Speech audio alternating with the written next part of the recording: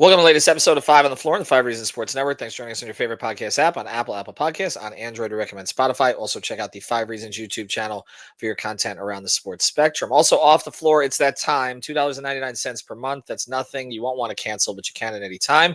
Link is right here in the description, the place for the most heat, information, and conversation. It's off the floor. Also, check out Prize Picks. Use the code 5, F-I-V-E. If you see a code in there already, delete it, add ours. Ours is the best. Also, it helps us. Use the code 5, put down your $5, play it, and you get $50 in free lineups on the Explore page. Check it out. It's prizepicks.com or the Google Play Store or the Apple App Store. Legal in the state of Florida, but make sure you use the code F-I-V-E.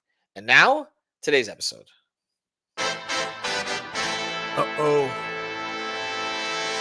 Yeah. It's Mercy. Music by Mercy again. Heat Nation, we the culture.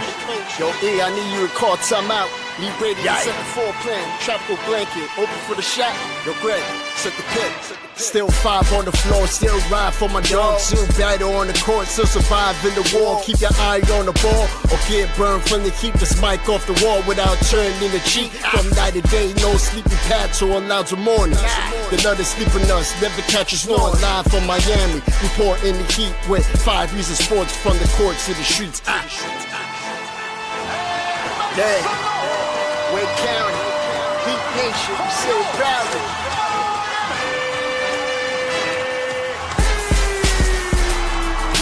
Welcome to Five on the Floor, a daily insider show on the Miami Heat and the NBA, featuring Ethan Skolnick, Greg Sylvander, Alex Toledo, Brady Hawk, and others from the Five Reasons Sports Network. Also, make sure to subscribe to Off the Floor for the most heat anywhere.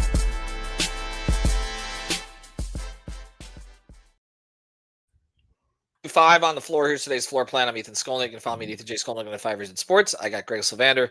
You can follow him at Greg Sylvander. Make sure to catch up with recent episodes. We have been posting the interviews from Media Day. We know that there was an issue with an upload for one of them. So if you downloaded the one that had Jaquez and Larson on it, and you're like, that's not Jaquez and Larson, we've re-uploaded it. So make sure that you go check that out. They were both good interviews, and obviously both players who figure into the Heat's plans one way or another. Larson is expected to be back soon. Jaquez, of course, is on the court. In fact, we're expecting a lot of the Heat's guards to start filtering their way back in soon. I don't know if you'll be hearing this before or after the Wednesday night game against Milwaukee, which will have Brady at that game for coverage. But we'll see if any of the guards get back in there, because some did some limited work on Tuesday. But it's San Antonio, not Milwaukee. Milwaukee was the last. Why do I keep saying that? I'm sorry. Yes, You don't want to let that one go? I don't, I guess. I don't know. Well, we saw Giannis on the court, and then he didn't play, but then there was a lot of conversation about Giannis afterwards. Also, episode about that is up. Greg and I did one on that, and the newest report from Shams that Giannis had interest in going to New York, not Miami, but that he's compiling a list of teams just in case for the trade deadline, in case things don't work out with the Bucks. So that's the Giannis topic. Obviously, yes, playing since San Antonio. We'll see if Wemby plays. That'll be interesting if Brady's down there. But we're going to talk about a guy who would be matched up with Wemby if he does play, and that's Kel'el Ware. And I feel like we're cycling right back to the conversations over the summer. And I think it's unusual. That's all. And I'm trying to figure out Spo's approach on this, because it is such a departure from the way he has handled the vast majority of his players over his coaching tenure, with the exception of one or maybe a couple. And I think that's what I'm taking interest in this, because obviously he went through the Whiteside experience, didn't seem to enjoy it by the end. And this is a little bit of a different situation in the sense of this is a player in Kel'el Ware that the Heat drafted. So they vetted him. They decided, even with the concerns about motor, that it was worth the risk. They took him 15th overall. He has shown the athletic potential that they anticipated, so they didn't miss on that. He is a walking double-double, but the problem is the walking. Well played. And I'm just interested in why Spo has decided that the best way to reach him is to call him out publicly, because that's not something he typically has done, Greg. He typically has gone into, and by the way, today's floor plan, we're talking about Kel'el Ware. I'm Ethan Skolnick. This is Greg Sylvander. Sorry, I missed that. He has typically praised individually, criticized collectively. So the summer, he doesn't usually love to talk to us during his downtime, but he made a point to talk to the few of us that were in Vegas, and not only made a point to do it, but had something prepared when he was asked about Kel'el Ware. Mm-hmm. Then he gets the performance that you were hoping for over the next 2 summer league games. And now it feels like we're right back to square one, where like nothing Kel'el does is good enough for him. And he's stating it publicly, because anybody box score watched, as he said, 18-13, man. But if you watch the game, and this came on the heels of the game against Orlando in Puerto Rico, where I talked about this clip that my friend sent me of like 16 seconds of Kel'el doing nothing on defense and getting dunked on. Like it feels like Spo feels like this is the only way to reach Ware. Is that what you're sensing here? Is to say, well, yeah, there were flashes, but we want to see more than flashes and all the rest of that. And this is about impacting the game. Like he's making an example of him, and he doesn't typically do that. First, a couple housekeeping notes. One, to our YouTube crowd, shout out to everybody who calls me bald in the comments, because right now you can watch our episode and find out that I am, in fact, not bald. Yes. Second, when we did post game the other night, Ethan, you were at the arena. It was Major and I very strategically brought up Ware's stat line and said, like, had you looked at that, he would have led the segment with aggressive insurance for the player of the night, right? Like and then we talked about why it wasn't so. That was happening in parallel to when Spo spoke to y'all at the arena. And so it was interesting to walk away kind of feeling that some of that was empty, and then Spo reinforcing it by saying there was basically only a 3-minute stretch that he felt was real winning basketball. And this is, I guess, where I come down on this. I don't know that he thinks it's the only way he can communicate with Kel'el Ware to get this done, but it tells me that this isn't just stuff we're making up for podcast content. This is not just him just like this isn't because of his reputation of having motor issues. Like that's not what Spoelstra is making these comments about. There's something that has substance that's taking place on a day-to-day basis that the dots are not connecting. I'm not saying he's being disruptive. I'm not saying he's being unprofessional, because at times I think Hassan could have been accused of being a bit unprofessional and that being a problem. And that's, I'm not saying that's what Ware's doing to the locker room or anything like that. But obviously conversations are happening and communication is not feeling like it's getting through to the point where he's playing the kind of basketball that Spoelstra is looking for, and he's being vocal about it. So that means that there's a disconnect somewhere. And because you're right, usually he would never be this forthcoming with the media and be very honest about how he felt, how a guy played. He would kind of just say what he needed to say to get through the press conference, and then you'd see it reflected in maybe his minutes or his role later on down the road. He'd actually go further. He'd actually say, well, you don't see what we see, or those are untrained eyes or something. Like he'd be defending the player against the outside forces, the peripheral opponents, as Pat Riley used to call them. He's not doing that. He's feeding into it. He's giving us the content. And I'm surprised also because, well, okay, let me retreat a little bit to the day in summer league. Okay. Which again, Spo was not coaching that team, but he was at that particular practice. And that's also the practice where I clipped Ware against Golden in a 1-on-1, and Ware was not happy that we posted that video. But I mean, it's just the only video I got when I came in. And so we posted it and didn't make Ware look particularly engaged. And so it was all this all happened the same day. And I can tell you that somebody who, has a relationship with Spo, and I know very well, was telling me that after Spo made his comments to us that day, which again, talked to us for more than 15 minutes, which is unusual. And a lot of the focus early on was about Ware. Somebody was talking to him and said, that you should do that more often. And Spo didn't even really sort of acknowledge what he did. You know what I mean? That this was a departure from previous times. And so now he's doing it again after the outsiders like us, but others noted that he did it the last time, and yet he's doubling down on it. But so not to others. That's the thing that's interesting. Right. He's not doing it to others. Like, he has not said really a critical thing about any other. It's not his new managing style. Sorry to interrupt you. No, Norm Powell invented basketball, basically. Like, I mean, Tyler working hard to get back. Jovic. I mean, gushing about Jovic, gushing about Larson, gushing about Drew, talking about his superpowers. Bam is growth as a captain and all the rest of this stuff. And then, and the one I think that's getting Heat fans a little bit is Jaquez, who has not looked good to me. I'm sorry, right? Okay, he did the thing again. They want him to go more down. They want him to play more downhill. And there was one of these sequences, and Brady and I just looked at each other at the game where he was down and he spin, nowhere to go, and just try to save yourself basically out of that. Like, and yet I think Spo praised Jaquez too. So it's, again, we don't see everything, but it does seem like it's directed right now at one person. And when you add in the context of the Whiteside situation, I want to say again, I don't think this is not Hassan. I think this is a soft-spoken person.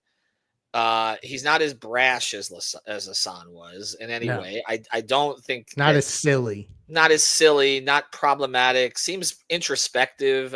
I tried to engage him on his trip to Egypt this summer when he was on the podcast. He didn't really give us a lot to go with, but obviously you want to see the world. Okay, this is nothing personal whatsoever. So maybe that's why Spo's being really hard on him. Maybe, but I wonder, and we'll get to this on the other side, like, is there any concern? I mean, this could go either way, right? Like, I mean, let's talk about that on the other side of this, because I'm not saying it's an approach that a coach shouldn't take, because most coaches do take this approach. It's just unusual that this particular coach has been taking it. All right, here's your approach if you're going to go out for a night with drinks or a day for drinks or anything like that along those lines. We got to tell you about Z-Biotics, okay? We've been talking about this for a little while. And why? Because first thing, it's groundbreaking. Z-Biotics pre-alcohol probiotic drink is the world's first genetically engineered probiotic. It was invented by PhD scientists to tackle rough mornings after drinking. Here's how it works. When you drink, alcohol gets converted into a toxic byproduct in the gut. It's buildup of this byproduct, not dehydration, that's to blame for rough days after drinking. Pre-alcohol produces an enzyme to break this byproduct down. Just remember to make pre-alcohol your first drink of the night. Drink responsibly, and you'll feel your best tomorrow. Every time I have pre-alcohol before drinks, I do notice a difference the next day, even after a night out. I can confidently plan on doing all of my work the next morning. Well, maybe not. Sleep in for a little bit and then get to it. Fall is here, and that means it's time to enjoy cooler weather and some drinks out with friends or even at the Heat game. Whether you're enjoying a pint at a fall festival, spooky cocktail out on Lincoln Road, don't forget to drink a pre-alcohol before drinking. You'll be able to celebrate and still wake up feeling great the next day. Go to zbiotics.com/onthefloor to learn more. You get 15% off your first order when you use On the Floor at checkout. ZBiotics is backed with a 100% money back guarantee. So if you're unsatisfied for any reason, they'll refund your money. No questions asked. Remember to head to zbiotics.com/onthefloor and use the code ONTHEFLOOR at checkout for 15% off. Here's the weird position that they're in. Okay. They drafted him 15th overall. Obviously, there was enough of a consensus in the organization to do that. So there's a commitment to the player. There's also interest from outside suitors in the player. We know that the Suns had interest in Ware. I don't know if I agree with Barry's information entirely about how this was kind of the breaking point in that trade.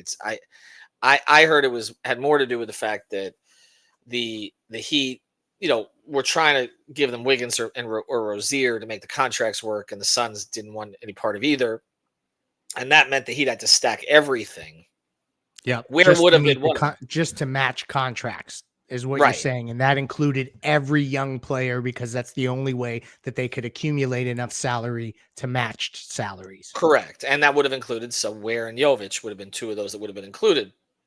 So this idea that one was off limits. I mean, I had heard they didn't want to trade Ware, yes, but I don't know that it's that specific that it's okay. It was just about that. It never really got to that, my understanding. Okay. I mean, that was the false reporting about how Highsmith was the deal breaker. No, they were trying the Heat were trying to trade Highsmith in a variety of different ways, and almost would have traded him to the Clippers for Norm right after that if the Clippers had wanted him, and then ended up trading him with a second round pick. So Haywood Highsmith was not the deal breaker.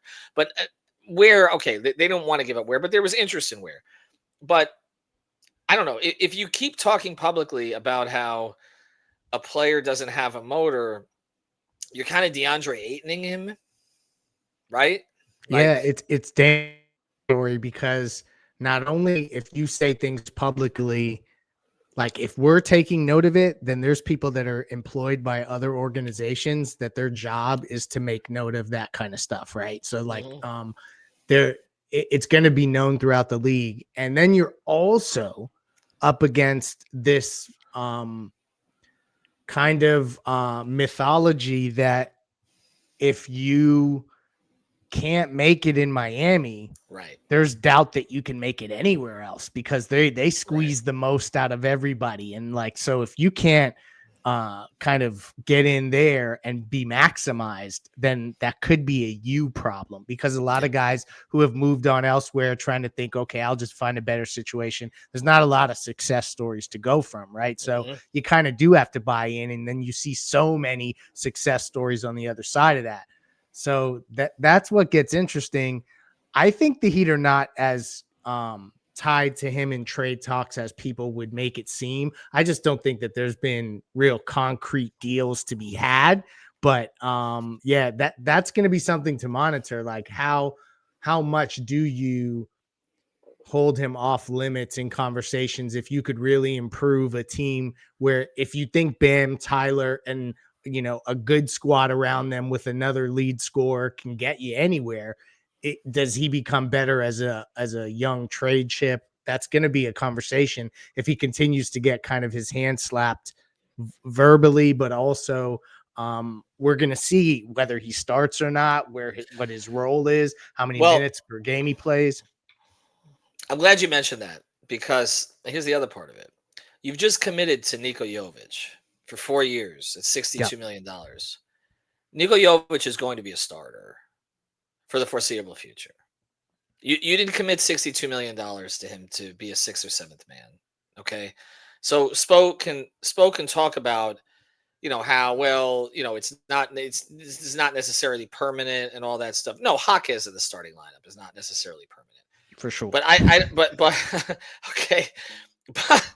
But but but here's the thing. If you've committed to Jovic and you're not committing to a front line of Ware, Bam, and Jovic, which I think is very difficult to commit to, particularly while Mhm. Wiggins is on the roster, who gives you actual small forward things, right? Like that's like he's a prototypical wing, and he looks rejuvenated. By the way, we probably should pot on him. So as long as he's going to be here, then you're not going to start and you have Hero and Powell, okay, and you have Davion as a plug-in guy.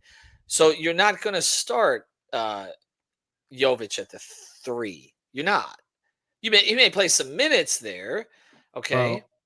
Well, the other issue, and I'll just sneak this in, is that if he and Bam are not going to play a ton together and he's just his backup, I Right. guess you do have some insurance there, but you do have to play differently. Like if all of a sudden Bam was out, like the switching stuff kind of goes away and you have to basically play and drop with Ware. You're not going to do all that switching with him. So it limits, I guess, how much he can impact the roster in a role Yes. as just Bam's backup.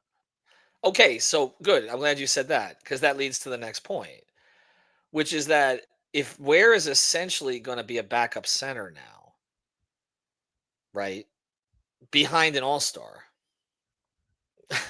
then you are more willing to include him in trade talks, aren't you? I mean, if you're looking at the future construction of the roster and you're saying you've committed now 4 years to Jovic. You've committed to Bam. You may, Wiggins is 1 more year after this, but okay. But then you may make commitments to Hero and Powell in some way. But you still don't think that's enough to get you over the hump because it isn't. Okay. And you still need that guy. Then the guy you're going to trade is somebody whose role is reasonably limited for the foreseeable future, right? And that's Like, the catch-22, because if he doesn't play well and he doesn't have any role, then right, how's his value look? So like right. that's the conundrum. It almost has to be a team if you're going to go this direction. And I'm not saying they're there yet. They're trying to get No, the not most at out all. of Yeah, him. we should be clear about Yeah, that. Yeah. they're trying to get the most out of him. But if you're going to eventually get this team to a certain level, it doesn't look like that level is necessarily going to be reached with just the guys that they have, or with some wham combination or something along those lines. And so eventually, I guess it's to get Ware as good as you can get him. And then some team that fell in love with him in the draft also happens to have the guy that you want. And similarly to Phoenix, I guess, maybe there's a couple other teams out there. They have a desperate need for a center and says, okay, the Heat got this much out of him, but there's just not the avenue for him because Bam's there. So we'll build on what they did. That feels like where it would go. No pun intended. It's all a little tricky here. Because also, the other players on the team, again, they're not all of them been here a long time, but like they're not all accustomed to Spo publicly critiquing somebody. And what you have to hope again is that Ware takes it the right way, which he has said publicly he will, but then it's not always translating. And that it doesn't become something where it's a topic of conversation behind the scenes with the players also, because that's not healthy. And then there's a loss of confidence from the player or in the player. And I'm going to trust Spoelstra on this, obviously, because I do on most things. And I've said I think he's the longest tenured coach in the league. He can say whatever the F he wants, okay? And there is a respect level from this generation towards him that he has earned, and he should use it.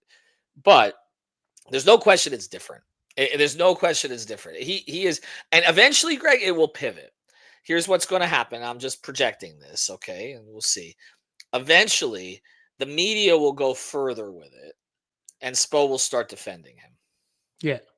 And that's what he should do. I mean, right. you got to protect your guys, but I think that it's interesting because it's not, like I said earlier, it's not his new managing style. It's not like he's coming out, although I agree with you. He should probably lean in to calling people out a little bit more, because he does have that kind of, cachet, and he is that level of coach where I think he can call guys out, and there's very few that can look at him and say, who are you to tell me about winning? Right. There's just not a lot of those guys. But because he's not doing that with anyone else, it sticks out like a sore thumb. And so we'll see how the season goes, because initially they're going to try to have him in the rotation, and so he's going to get an opportunity here. And so that's it's going to make the early part of the season interesting, particularly just with Ware and his status going forward. Well, and if he does what he already did in one preseason game, which is that Precious comes out in the second half instead of Ware, because he just wants a guy to play hard, then it's going to become more of a topic of conversation. I'll leave you with this, and then we'll close this. Thanks to our sponsors, Zibatics. Use the code on the floor. PrizePicks. Use the code 5FIVE. When is the last time he criticized Bam or Tyler about anything publicly? Anything. Slightest thing. Can you remember one? Ever? No. I mean, he's always talked about guys having to get through challenges, and whatever those challenges are, XYZ, but never. No, you're right. And that's point taken. I mean, did he about Bam in like his first couple of years when he was a backup to Hassan? I can't remember it. Maybe I wasn't around one of those years as much. No. No, but if anything, I think that if he on Truth Serum, he would have said, "Gosh, I wish Hassan would just follow what Bam's doing." Well, as a rookie. they all felt that way. That's why they drafted Bam. I've told that story. Somebody who's been with the Heat for 3 decades came up to me the night they drafted Bam and said, "You're gonna like this one. He's the anti-Hassan." We did more research on him than we've done on anybody else. So yeah, I mean, I think yeah, I can't remember it. I'm sorry. I can't remember it. I can't remember him criticizing. I mean, even Tyler's defense. Yeah, and I think it's important that we just stick to Heat draft picks because, like you said, those are guys that they did research on, homework on, and came to a consensus on enough to draft. He defended Mo Harkless and Avery Bradley when they were with Miami. This is different. There's no question about it. We're not making a mountain out of a molehill here. He's adding to the he's adding layers to it. So that's why we thought we'd comment on it again.